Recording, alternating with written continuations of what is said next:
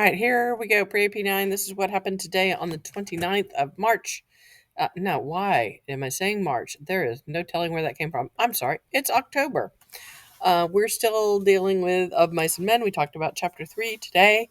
Please remember that your narrative essay is due tonight before 11:59 in order to get your full points on timeliness.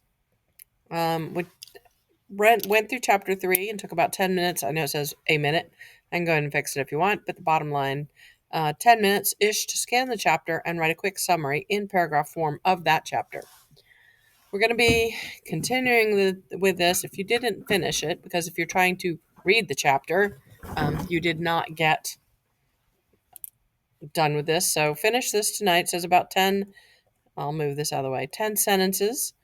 Not a whole page, not 3 pages, not 2 lines, but enough that you got a decent summary of the chapter. And again, that's chapter 3. We talked about chapter 3. Here's a level 1 question. What color was the dress of the woman in Weed? It is in the chapter, page 41, I think. And it talks about she was wearing a red dress. We know they got thrown out of Weed because Lenny grabbed the dress. He thought it was pretty. He wanted to touch it. She screamed. He held on tighter because he wasn't sure what to do. And anyway, they had to run out of town. That's a level 1 question because the information is right there on the page and it tells you the color of the dress. Level 2 question. Where have we seen this color before? It's a level 2 question because you have to look in more than one spot and you kind of have to apply what you know. This color we've seen on Curly's wife. Not her dress, but she has red shoes, some red ostrich feathers, bright red lips, blushed cheeks, and so we've seen that color on Curly's wife. Level 3 question is you have to dig around and infer things that are not in the text. And what does this color symbolize? It symbolizes a lot of things from love and everything else. In this particular text, you should be starting to think it signals danger. Okay, level question. What level is this and how do you know? In your opinion, George and Lenny's relationship is more like a father and a son or 2 brothers, and give reasons for your choice.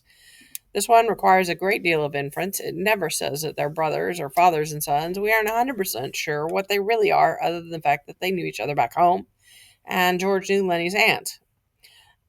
He certainly, Lenny does act like a very young kid, so George does boss him around, but also George has tried to trick Lenny and said, just jump in the river. And he did. He couldn't swim, so George had to jump in after him.